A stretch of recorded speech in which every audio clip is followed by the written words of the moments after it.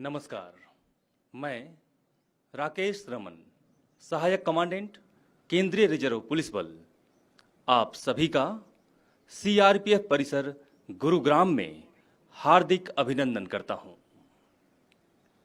समस्त केंद्रीय सशस्त्र पुलिस बल द्वारा चलाए गए अखिल भारतीय वृक्षारोपण अभियान के प्रणेता भारत के गृह मंत्री माननीय श्री अमित शाह इस परिसर में पधार चुके हैं। कुछ ही क्षणों में महोदय का आगमन आपके समक्ष शौर्य वन में होगा।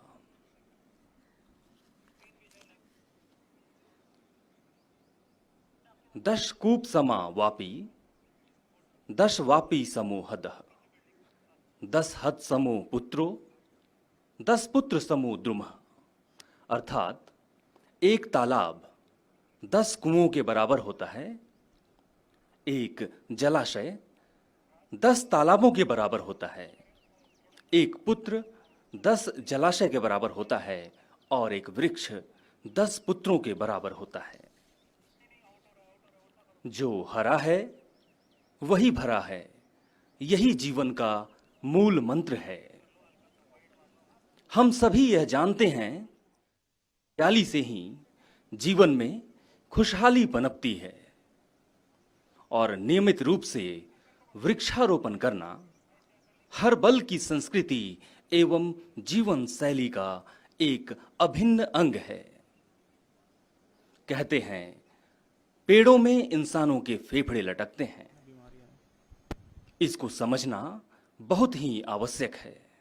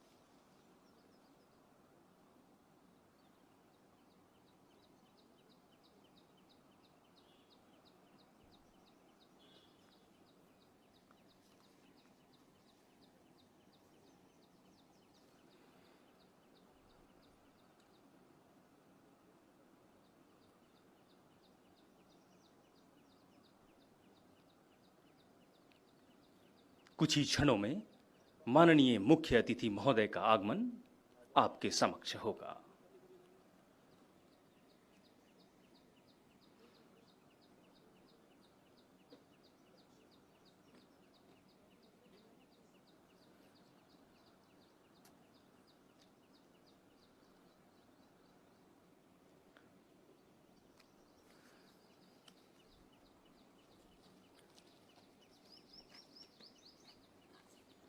हमारे मुख्य अतिथि महोदय पधार चुके हैं। मैं चाहूंगा कि आप सभी करतल ध्वनि से उनका स्वागत करें।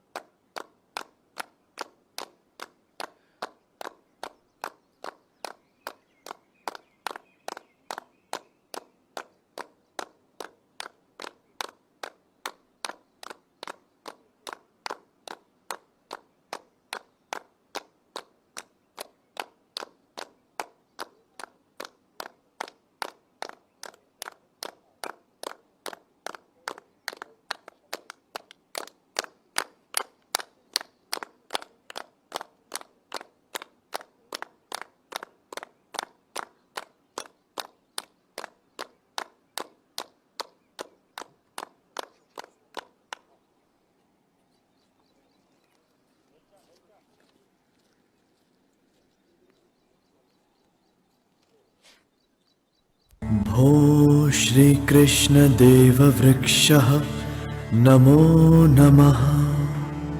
जलं समर्पयामि। भो श्रीकृष्णदेववृक्षः नमो नमः। जलं समर्पयामि। भो श्रीकृष्णदेववृक्षः नमो नमः। जलं समर्पयामि। भो श्रीकृष्णदेववृक्षः नमो नमः। जलं समर्पयामि। भो श्रीकृष्णदेववृक्षः नमो नमः। जलं समर्पयामि। भो श्रीकृष्णदेववृक्षः नमो नमः। जलं समर्पयामि। भो श्रीकृष्णदेववृक्षः नमो नमः। जलं समर्पयामि। भो श्रीकृष्णदेववृक्षः नमो नमः। जलं समर्पयामि। भो श्रीकृष्णदेववृक्षः नमो नमः। जलं समर्पयामि। भो श्रीकृष्णदेववृक्षः नमो नमः। जलं समर्पयामि। भो श्रीकृष्णदेववृक्षः नमो नमः। जलं समर्पयामि। कल्याणं कुरु कल्याणं कुरु कल्याणं कुरु।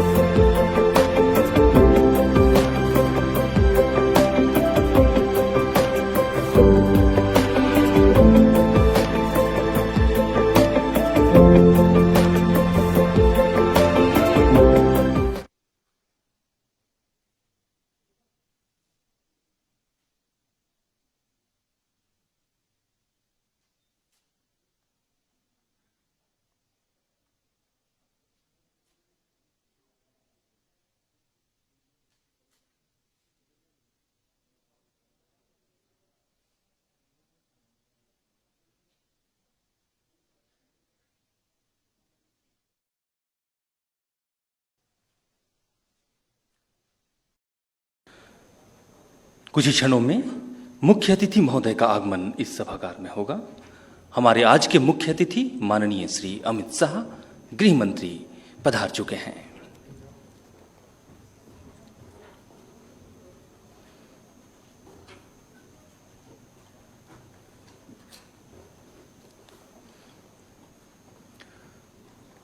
अब मैं डॉक्टर आनंद प्रकाश माहेश्वरी, महानिदेशक केंद्रीय रिजर्व पुलिस बल से स्वागत भाषण हेतु अनुरोध करता हूं।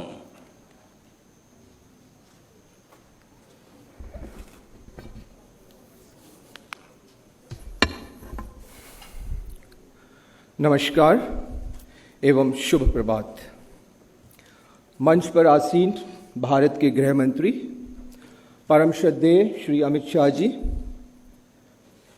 गृह सचिव आदरणीय श्री अजय भल्ला एवं गृह मंत्रालय के वरिष्ठ अधिकारीगण, विभिन्न केंद्रीय पुलिस बलों से पधारे सम्मानीय महानिदेशकगण,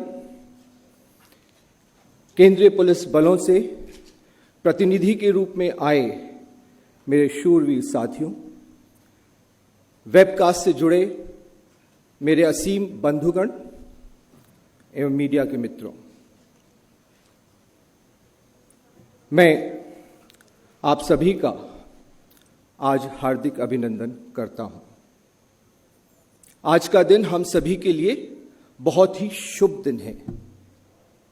मैं आपको इसकी पृष्ठभूमि में बताना चाहूंगा कि माननीय गृह मंत्री जी की प्रेरणा से, उनके मार्गदर्शन में 1,35,00,000 से अधिक लक्ष्य वाले वृक्षारोपण अभियान का बीड़ा सभी केंद्रीय बलों ने सामूहिक रूप से उठाया। इस परिसर में स्थित शौर्य वन के केंद्र से आज मंत्री जी ने उस अखिल भारतीय अभियान को गतिमान किया है।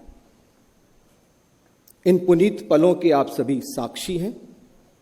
ये पल आप सभी की उपस्थिति से पल्लवित हुआ है और मैं विशेषकर आभार व्यक्त करना चाहूंगा हमारे मुख्य अतिथि गृह मंत्री जी का, कि जिनकी गरिमामयी उपस्थिति, उनके व्यक्तित्व से इस परिवेश में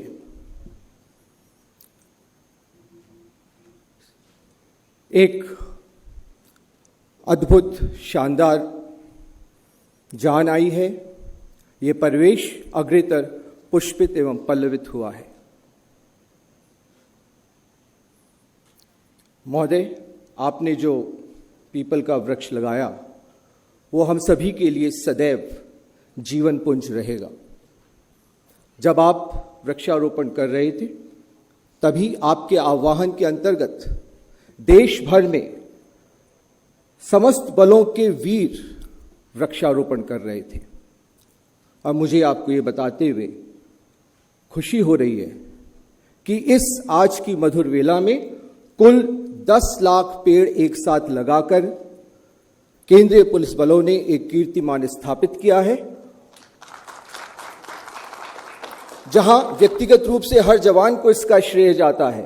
सामूहिक रूप से आप हमारे मुखिया होने के नाते मुझे कहने में कोई संकोच नहीं है, अपितु गर्व है कि इसका अगर एकमात्र श्रेय कहीं जाता है तो वो आपको, और मैं आप सभी से आग्रह करूंगा कि जोरदार करतल ध्वनि से माननीय गृह मंत्री जी का पुनः अभिनंदन करें।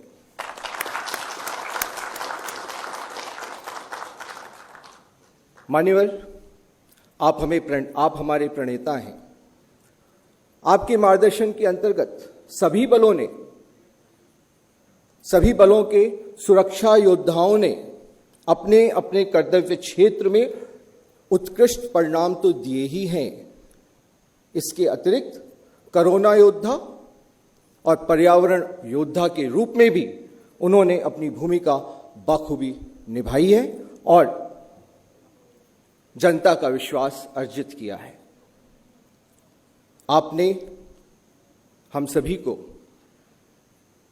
मानवीय संवेदनाओं का मूल मंत्र दिया है और इस वर्ष को सभी केंद्रीय बलों के लिए मानवीय संवेदनाओं का वर्ष घोषित किया है।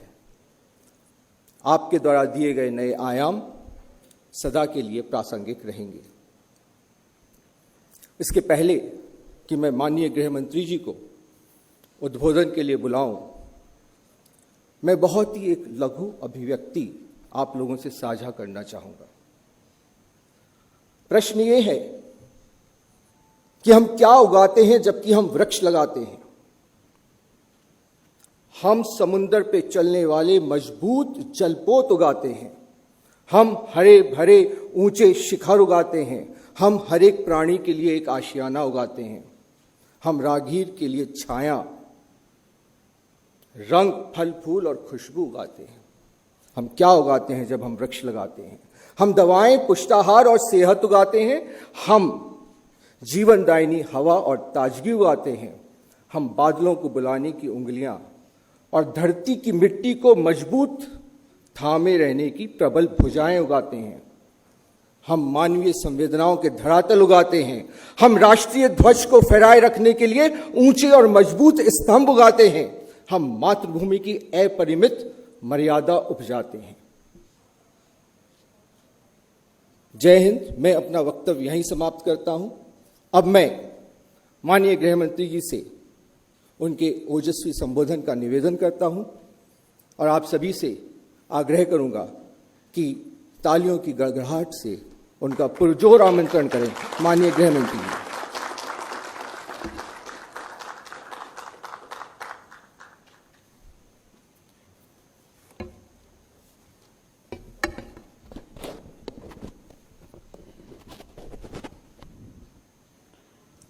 आज के छोटे परंतु बहुत महत्वपूर्ण कार्यक्रम के अंदर उपस्थित भारत सरकार के गृह सचिव श्रीमान भल्ला जी, सीआरपीएफ के डीजी श्रीमान माहेश्वरी जी, यहाँ पर उपस्थित करीब करीब 7 सुरक्षा बलों के डायरेक्टर जनरल, गृह विभाग के अधिकारीगण, और आज इस कार्यक्रम के साथ साथ पूरे देश भर में फैले हुए हमेशा देश की सुरक्षा के लिए अहर्निश अपनी जान की भी बलिदान लेने के लिए तत्पर ऐसे मेरे सभी सुरक्षा बलों के वीर योद्धाओं, आज यहां पर एक छोटे से कार्यक्रम से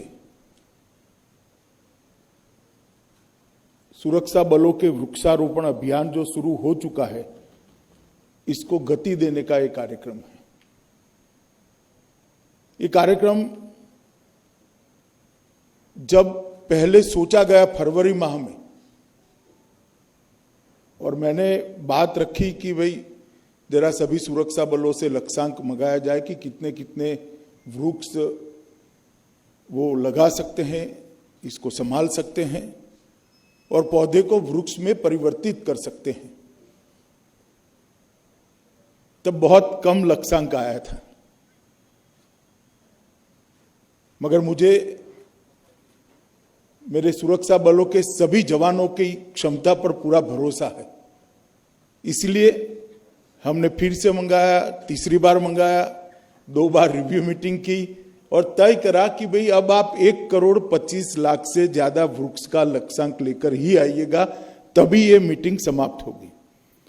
और मुझे आज आनंद है कि स्थान चिन्हित कर कर, वृक्ष की जातों को तय कर कर और कौन सी वाहिनी कितने वृक्ष लगाएगी इसकी संख्या के साथ 1,37,00,000 1,37,00,000 वृक्ष आज हमारे जवान लगाने का अभियान चला रहे हैं। मैं सभी जवानों को और उनके मुखियाओं को हृदय से साधुवाद और बधाई देना चाहता हूं कि आपने एक नई मिसाल और एक नया विक्रम स्थापित करने की दिशा में हम आगे बढ़े हैं। ये कार्यक्रम जिस समय हो रहा है वो समय न केवल भारत अपितु पूरी दुनिया के लिए शायद कभी ना आया हो। इतने बड़ी संकट और इतनी बड़ी महामारी के खिलाफ युद्ध का समय है। मानव जात के इतिहास में बहुत पुराना तो कोई डॉक्यूमेंटेशन उपलब्ध नहीं है, परंतु जो 200-250 साल का डॉक्यूमेंटेशन है, इसमें फैलने की क्षमता शायद किसी महामारी की इतनी ज्यादा नहीं रही जितनी ये कोरोना महामारी की रही है। और इसके खिलाफ जंग ये मानव जीवन के अस्तित्व के लिए जंग है और पूरी दुनिया इस जंग को लड़ रही है। भारत भी देश के लोकप्रिय प्रधानमंत्री मोदी जी के नेतृत्व में ये जंग को बहुत अच्छे तरीके से लड़ रहा है। हमारे देश के अंदर जिस प्रकार की स्वास्थ्य सेवाओं का इंफ्रास्ट्रक्चर है, जिस प्रकार की सबसे घनी आबादी वाले देशों में से एक हम हैं, और जिस प्रकार से मास एजुकेशन की सिस्टम भी नीचे तक अन्य देशों की तुलना में हमारी ठीक ठाक नहीं मानी जाती थी। एक जमाने में सबको लगता था कि कोरोना के खिलाफ लड़ाई भारत जैसा देश कैसे लड़ेगा। 130 करोड़ की आबादी, फेडरल स्ट्रक्चर, कोई एक चेन ऑफ कमांड की व्यवस्था के अभाव में ये लड़ाई कैसे लड़ेंगे। सबके मन में आशंकाएं थी कि ये जंग में कहीं बहुत बड़ा नुकसान तो नहीं होगा। मगर आज पूरी दुनिया देख रही है कि कोरोना के खिलाफ समग्र विश्व में सफल से सफल जंग अगर कहीं लड़ी गई है तो अपने भारत के अंदर लड़ी गई है, प्रधानमंत्री जी के नेतृत्व में लड़ी। दुनिया भर में ये जंग सिर्फ सरकारें लड़ी और हमारे यहां ये जंग सरकार के साथ साथ 130 करोड़ की आबादी, सभी राज्य सरकारें और एक एक व्यक्ति लड़ा। एक जन, एक मन, एक राष्ट्र की सूत्र को चरितार्थ करते हुए इस जंग में आज हम अच्छे मकाम पर खड़े हैं, डटकर लड़ रहे हैं। कहीं डर का माहौल नहीं है, इसके खिलाफ लड़ने का जज्बा है, इसको पराजित करने का एक उत्साह है। और मैं आज देश के गृह मंत्री के नाते बड़े गर्व के साथ कहना चाहता हूं कि भारत ये जो जंग लड़ रहा है इसमें हमारे सभी सुरक्षा बलों का भी बहुत बड़ा योगदान है, बहुत बड़ा योगदान है। इसको कोई नकार नहीं सकता। चाहे एयरपोर्ट हो, चाहे रेलवे स्टेशन हो, चाहे भीड़ भाड़ वाले इलाकों के अंदर हमारी सहायता मांगी गई हो राज्य सरकार द्वारा, चाहे लॉकडाउन का पूरा पालन कराने के लिए स्थानीय पुलिस ने हमें बुलाया हो, कहीं पर भी किसी भी आयु का, किसी भी वर्ग का, किसी भी सुरक्षा दल का हमारा जवान पीछे नहीं हटा। और आज मैं वो सभी कोरोना वॉरियर्स को इस मंच से सलाम करना चाहता हूं, उनकी हौसला अफजाई भी करना चाहता हूं कि आपने एक नया उदाहरण देश और दुनिया के सामने रखा है कि आप सिर्फ सुरक्षा की चिंता नहीं करते, आतंकवाद के खिलाफ सिर्फ लड़ना नहीं जानते, आप लोगों से कंधा मिलाकर कोरोना के खिलाफ भी लड़ाई इतनी मुस्तैदी के साथ लड़ रहे हैं। हमारे कई जवान, लगभग कई जवानों ने अपनी जान गंवाई है। 31 से ज्यादा जवान कोरोना के कारण अकाल ही चले गए हम सब के बीच में से। सीआरपीएफ के भी 10 जवान इसमें अपनी जान का बलिदान दिए हैं। मैंने लगभग सभी के परिवारजनों से बात करी है। मैं आज फिर से इस सार्वजनिक मंच से कहना चाहता हूं कि आपका ये बलिदान कभी भी व्यर्थ नहीं जाएगा। मानवता का इतिहास, कोरोना के खिलाफ जंग का इतिहास जब लिखा जाएगा, भारत के सुरक्षा बलों के बलिदान को सुवर्ण अक्षर से अंकित करना पड़ेगा। सीआरपीएफ और हमारे बाकी सारे संगठनों के शौर्य के बारे में पूरे देश जानता है, पूरी दुनिया जानती है। और इसी को एक्नॉलेज करने के लिए देश के प्रधानमंत्री जी ने एक बहुत बड़ा स्मारक दिल्ली की हृदय स्थली के अंदर बनाया है। आसमान को छूने वाला है वो स्मारक। भारत के वो 35,000 जवान, चाहे वो पुलिस बल के हो, चाहे सुरक्षा बलों के हो, सरहद पर शहीद हुए हो या देश की आंतरिक सुरक्षा को बनाए रखने के लिए शहीद हुए हो, उनके लिए बनाया गया स्मारक हमेशा जनता को उनके बलिदान की याद दिलाता है और उसको लोगों के बीच में पहुंचाने के लिए भी गृह विभाग ने एक विशेष योजना बनाई है। मित्रों, आज वृक्षारोपण के मौके पर हम सब यहां उपस्थित हैं। हमारे पुरखों ने, ऋषि मुनियों ने कहा था कि प्रकृति का दोहन करना चाहिए, प्रकृति का शोषण नहीं करना चाहिए। जिस प्रकार से बछड़ा गाय के पास जाकर अपना दूध लेता है, जिस प्रकार से गौपालक दूध निकालता है, तो गाय की कभी हानि नहीं होती है। इसी प्रकार से प्रकृति हमारी मां है, उसका हम शोषण नहीं कर सकते, दोहन कर सकते हैं। प्रकृति हमेशा हमें आशीर्वाद देती है, परंतु ये संतुलन को वेद काल में जो हमारे ऋषियों ने, मुनियों ने बनाया था, भौतिकवादी विचार की आंधी ने इस संतुलन को तोड़ा और आज जलवायु परिवर्तन, बढ़ते तापमान, ग्लोबल वार्मिंग की खतरे हमारे सामने खड़े हुए हैं।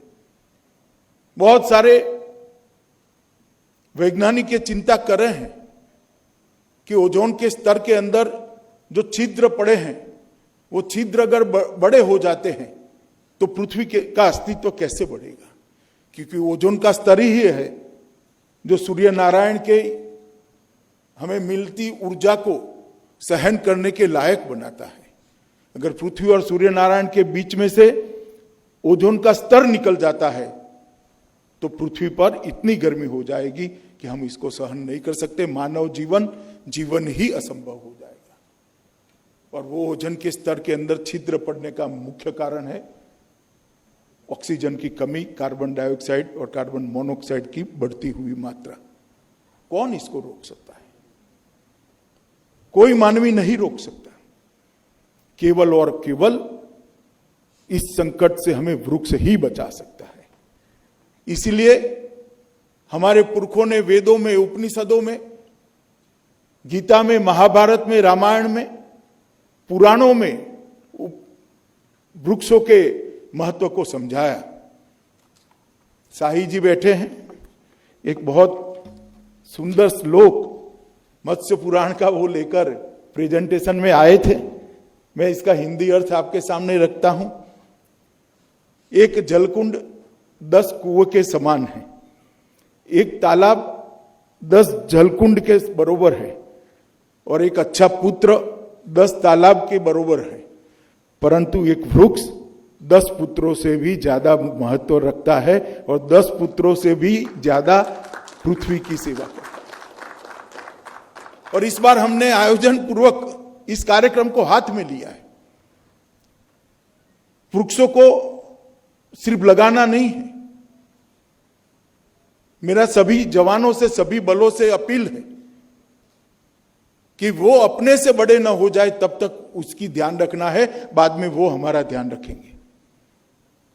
एक बार वृक्ष को हमसे बड़ा कर दीजिए, तब तक आप उसका ध्यान रखिए, वो पीढ़ियों तक हमारा ध्यान रखेंगे। और इस बार हमने जो पौधों का चयन किया है उसमें बहुत सोच समझ कर किया है। जिसका आयुष्य 100 साल से बड़ा है, ऐसे पौधों को चयनित किया है। चाहे जामुन हो, चाहे नीम हो, चाहे पीपल हो, बड़े मैदानों में वटवृक्ष हो, बरगद का पेड़ हो, इस प्रकार के 100 साल से ज्यादा जीने वाले वृक्षों को हमने एक अनुपात के अंदर लिया है। बीच में छोटे छोटे वृक्ष होंगे, ये वृक्ष जब घटादार होगा छोटे वृक्ष निकलते जाएंगे आज यहाँ पर जो सौर्य वन बनाया गया है, इसमें भी लंबे जीने वाले वृक्ष और पॉपुलर का एक सम्मिश्रण कर बनाया गया है। ये लंबे जीने वाले वृक्ष जब बड़े हो जाएंगे तब तक पॉपुलर निकल जाएगा, क्योंकि उनका आयुष्य इतना नहीं है, मगर उसकी घटाई इतनी हो जाएगी कि पूरा सौर्य वन आच्छादित हो जाएगा। और मैं सभी सुरक्षा बलों के जवानों को एक और भी बात कहना चाहता हूं कि हम सबका काम ऐसा है कि कहीं ना कहीं हमारे मानव स्वभाव को वो हर्ट करता है। आप हमेशा सुरक्षा की चिंता करते हो, हमेशा दुश्मन से आने वाले हमलों से सतर्क रहते हो, और हमला आता है तो इसको निष्ठुरता पूर्वक देश के लिए अपने प्राणों की भी बाजी लगाकर सुरक्षित कर उसको मार गिराते हो। ये जो वृत्ति है, वो वृत्ति देश की सुरक्षा के लिए तो बहुत जरूरी है, मगर साथ में ये जो एक वृक्ष बोने की आदत है, वृक्ष को जिंदा रखने की आदत है आपके अंदर, इसको इक्वलाइज करने के लिए आपके अंदर मानवता को भी जिंदा रखने के लिए बहुत महत्वपूर्ण है। सभी सुरक्षा बलों के जवानों से मेरा एक अपील है कि एक एक वृक्ष को आप गोदी में ले लीजिए, और एक एक गांव के एक एक सेवा कार्य को आप गोदी में ले लीजिए। वो आपके जीवन को पल्लवित कर देगा, सुगंधित कर देगा। और इसीलिए हमारे पुरखों ने वृक्षों के महत्व को समझाया है। ये वृक्ष ही है जिसके नीचे हमारी संस्कृति बढ़ी, वेद उपनिषद लिखे गए, विज्ञान की शोध हुई, यज्ञों का आविष्कार हुआ, गणित निकला। ये वृक्ष ही है जो हमें प्राणवायु देते हैं।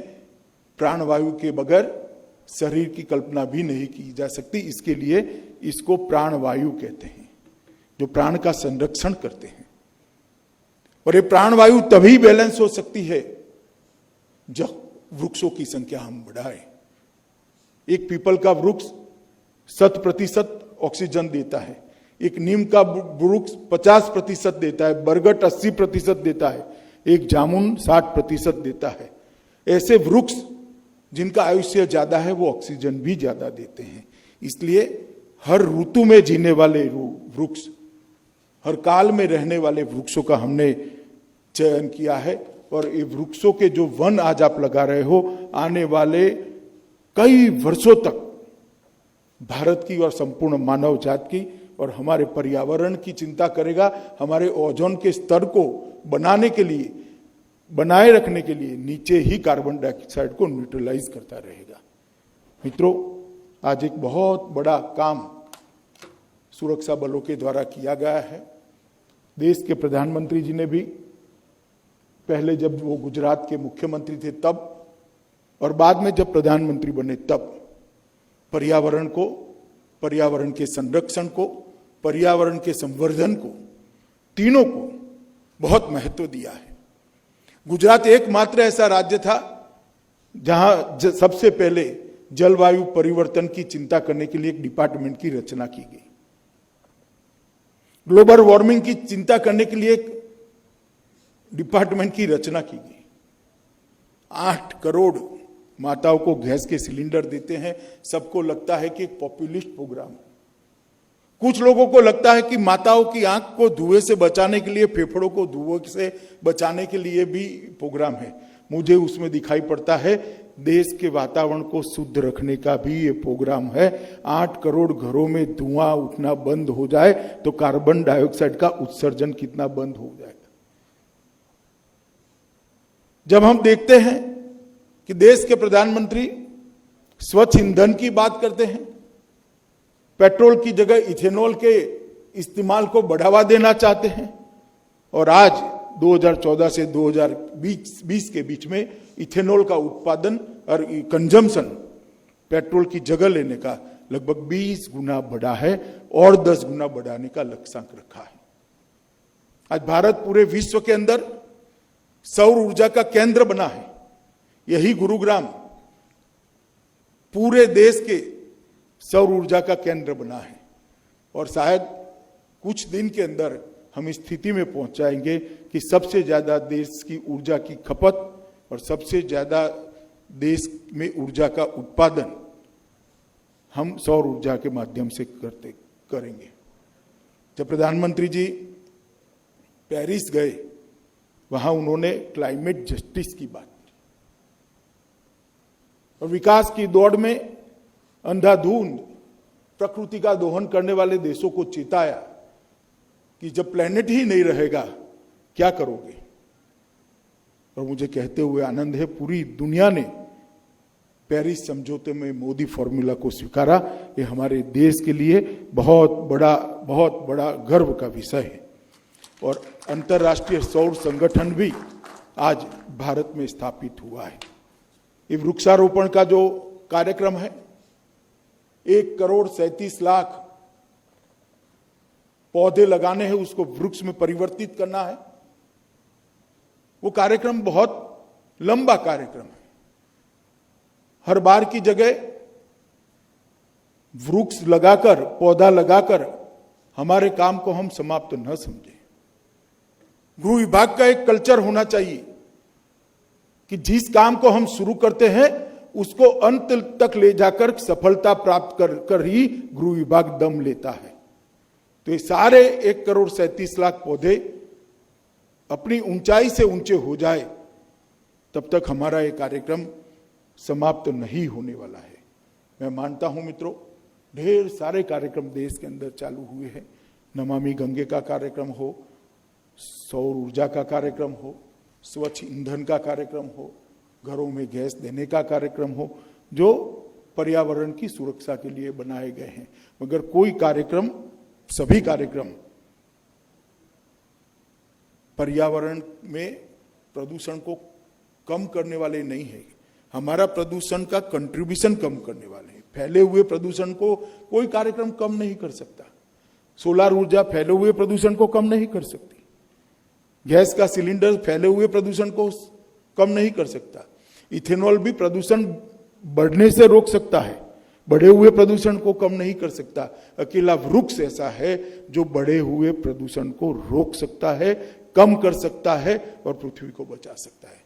अतः हम सब ने इस कार्यक्रम में अपना अपना योगदान देना चाहिए और वृक्ष को अपना बच्चा मानकर इतनी ही ममता से जितना अपना बेटे और बेटी पर ममता होती है, अपने बोए हुए वृक्ष पौधे पर इतनी ममता हमारे मन में ईश्वर खड़ी करे और उसको अपनी ऊंचाई से बड़ा कर दे। ये मैं आप सब से अपील करना चाहता हूं। फिर से एक बार सरहद की सुरक्षा करने वाले, सरहद की सुरक्षा करते करते, आंतरिक सलामती की चिंता करते करते शहीद हुए सभी जवानों को मैं नमन कर श्रद्धांजलि देता हूं। और कोरोना वॉरियर जो हमारे हैं, सुरक्षा बलों के हैं, और भी कोरोना के साथ लड़ते हुए जिन लोगों ने अपनी जान गंवाई है, वो सभी को श्रद्धांजलि देकर मेरी बात को समाप्त करता हूं। वंदे मातरम। धन्यवाद महोदय। बल के महानिदेशक डॉक्टर AP माहेश्वरी से अनुरोध है कि साधुवाद स्वरूप माननीय मुख्य अतिथि महोदय को तुलसी का पौधा भेंट करें।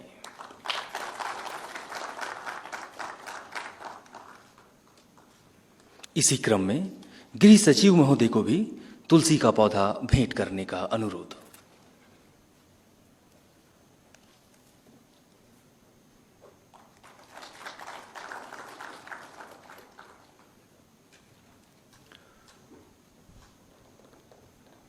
अब मैं श्री अजय यादव, महानिरीक्षक उत्तरी क्षेत्र CRPF से धन्यवाद ज्ञापन हेतु अनुरोध करता हूं। नमस्कार। समस्त केंद्रीय सशस्त्र पुलिस बलों की ओर से मैं माननीय गृह मंत्री श्री अमित शाह, गृह सचिव श्री अजय भल्ला एवं उपस्थित सभी अतिथिगणों एवं वेबकास्ट से जुड़े समस्त कार्मिकों एवं नागरिकों का धन्यवाद ज्ञापित करता हूं। जय हिंद।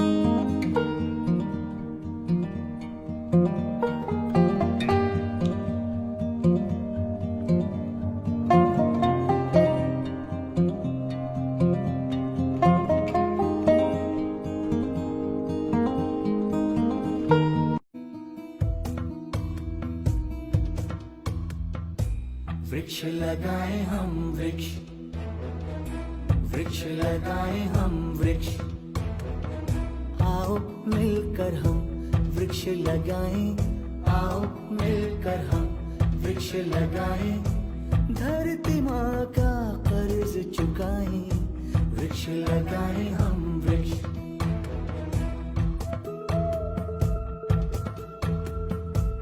हरी हरी हरियाली हो, जीवन में खुशहाली हो, हरी हरी हरियाली हो, जीवन में खुशहाली हो, ऐसा अपना लक्ष्य बनाएं, जगह जगह हम वृक्ष लगाएं, जगह जगह हम वृक्ष लगाएं, वृक्ष लगाएं हम वृक्ष, वृक्ष लगाएं हम वृक्ष, लक्ष्य बनाएं हम लक्ष्य, वृक्ष लगाएं हम वृक्ष।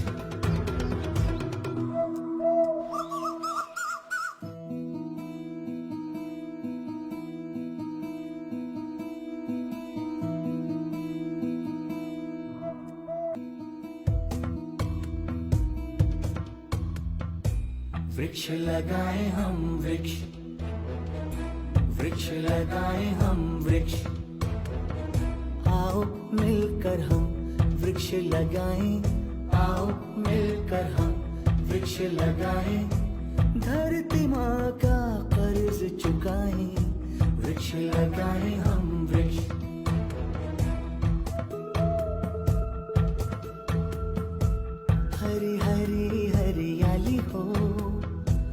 जीवन में खुशहाली हो, हरी हरी हरियाली हो, जीवन में खुशहाली हो, ऐसा अपना लक्ष्य बनाए, जगह जगह हम वृक्ष लगाएं, जगह जगह हम वृक्ष लगाएं, वृक्ष लगाएं हम वृक्ष, वृक्ष लगाएं हम वृक्ष, लक्ष्य बनाएं हम लक्ष्य, वृक्ष लगाएं हम वृक्ष।